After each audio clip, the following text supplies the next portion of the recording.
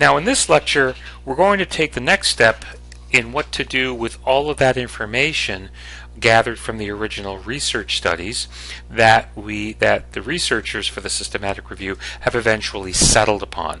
And now it comes to the point where the actual numerical values in those original research studies have to be analyzed. Now the first type of analysis that happens in all literature reviews, not specific to systematic, but these are all literature reviews, is what's called a narrative analysis.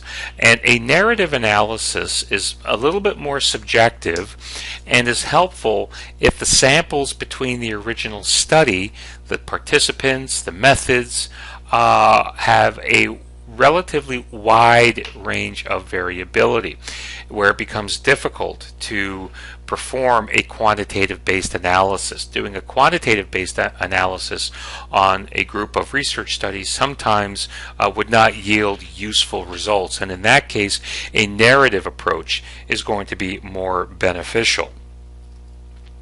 However, in the systematic review, a meta-analysis serves as the foundation, the quantitative approach that makes the systematic review a very objective way of conducting this specialized type of literature review.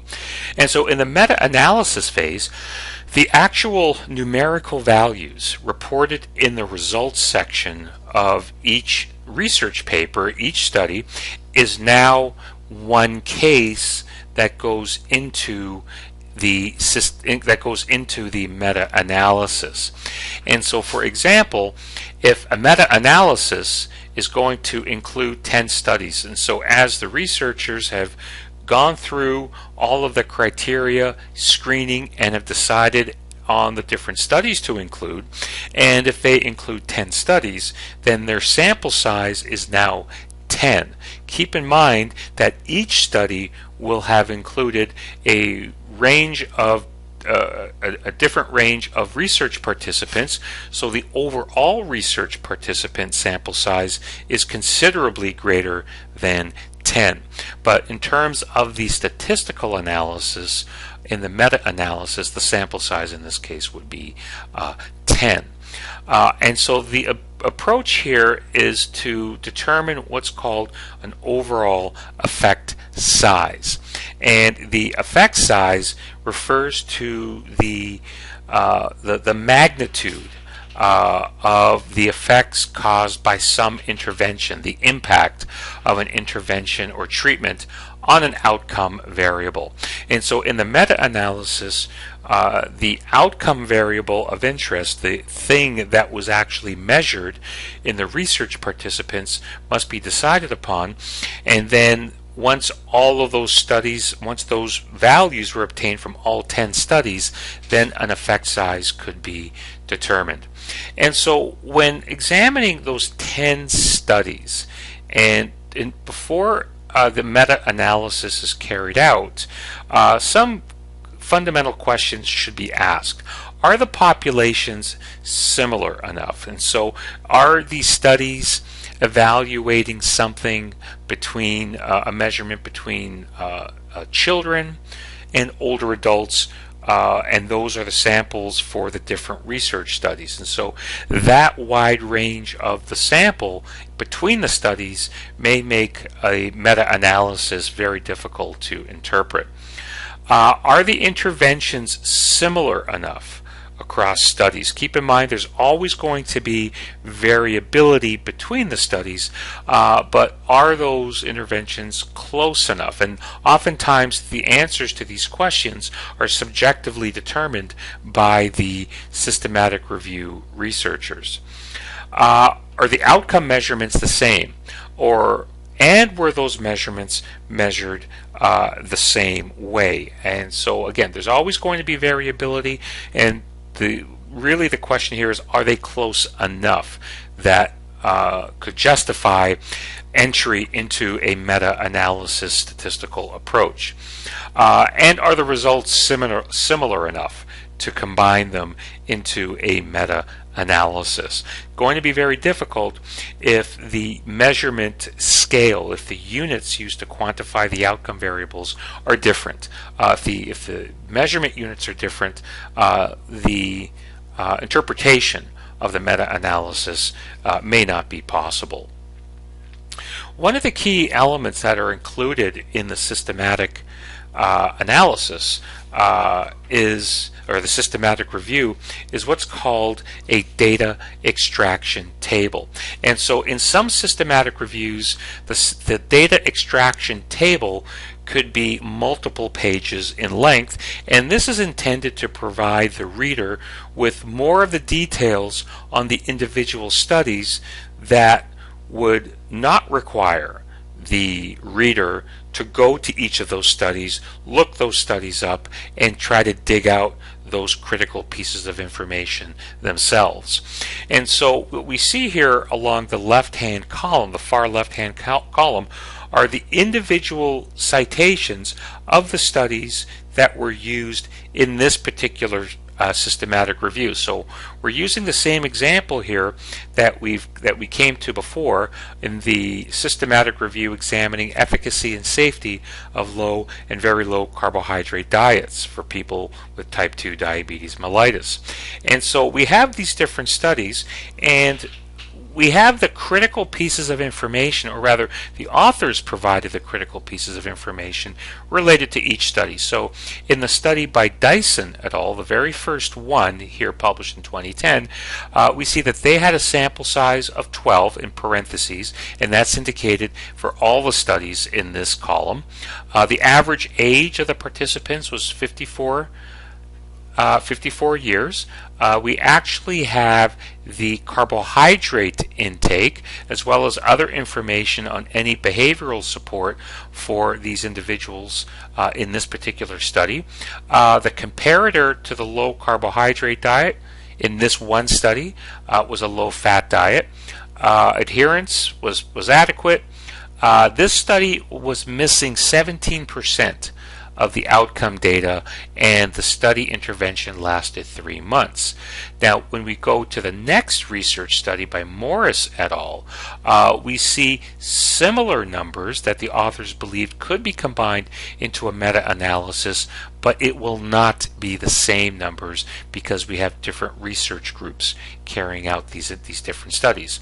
So we have a sample size of 33, an older sample here. Notice in the Dyson et al., the percent male and percent female was not reported, whereas it was reported in the Morris et al. Study. And we see a rather different value reported on different units for carbohydrate intake. And the Morris et al. Study reported 0 missing participant outcome data. One more comparison here, the Saslow et al. Study, which is the third one from the top, the duration of the intervention was 12 months as opposed to the 3 months in the first two studies. So this highlights the fact that there is going to be a range of study designs and sample sizes and even participant characteristics between these different studies, and it oftentimes, as indicated earlier, is going to be a subjective judgment call by the researchers to combine these into one large meta-analysis. So when it comes to analyzing the data, the effect size really is the foundation of the meta-analysis and the systematic review. And oftentimes it's presented as what's called a normalized effect size. A normalized effect size is one that has had the units of measurement removed. And if we can correct for those units of measurement, and we'll look at an example here shortly, if we can have those removed, now it becomes easier to conduct a statistical analysis between research studies.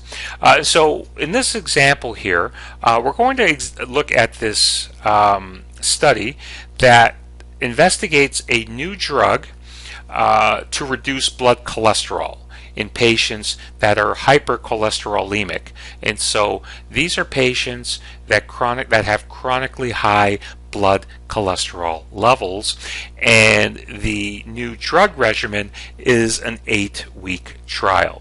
And so in designing this research study, the investigators set up an RCT, a randomized controlled trial, and the patients were assigned either to a treatment group or a control group.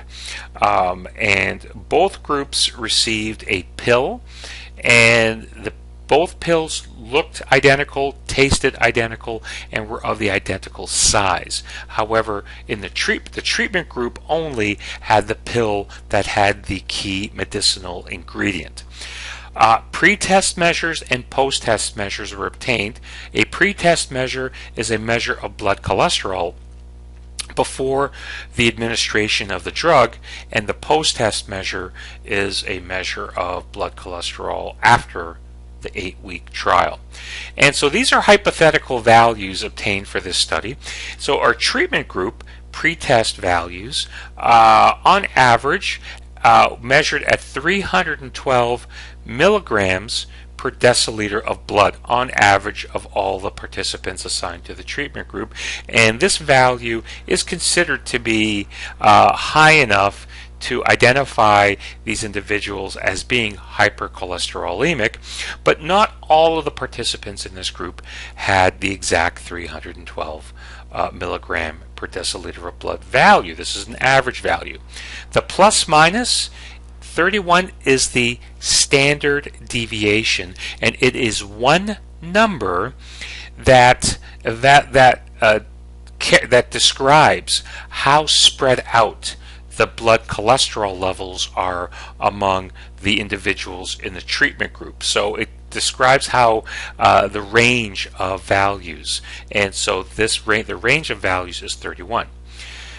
Now these participants, after being assessed this, were engaged in the 8-week trial of receiving the new drug, and after 8 weeks their blood cholesterol was measured on the post-test and came out to 254 plus minus. We're missing the minus here, so that should be the same here, so there's a typo here.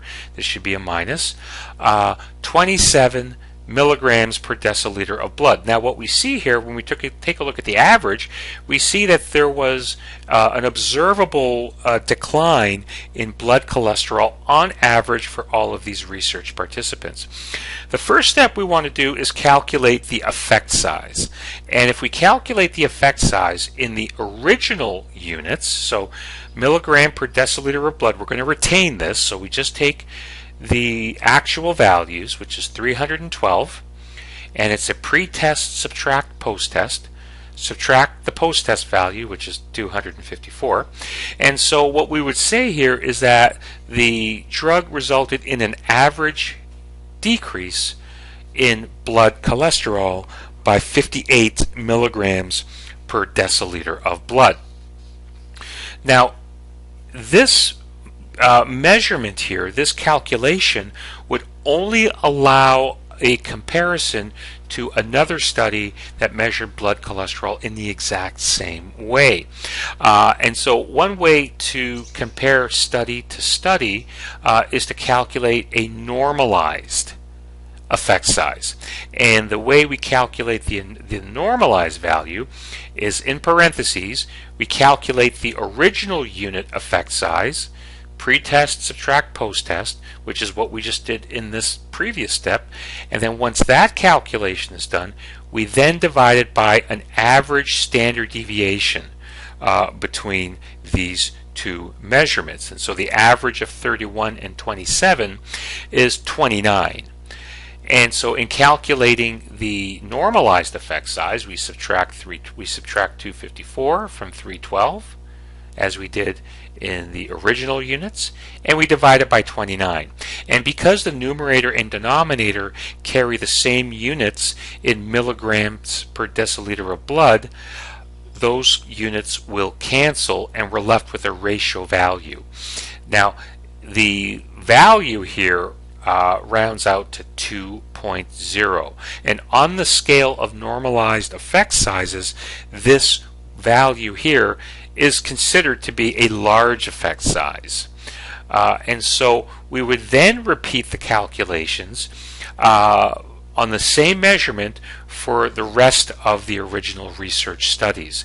And if we had 20 research studies that had the same outcome measurement, and we want to calculate a normalized effect size, we would repeat this calculation for all 20 research studies, and it's the normalized effect size of 2.0 that we would then analyze statistically, and we would plot it on a graph that we will see in the next video. So this video here ends on the effect size, and that will set us up for the next video on plotting the effect size.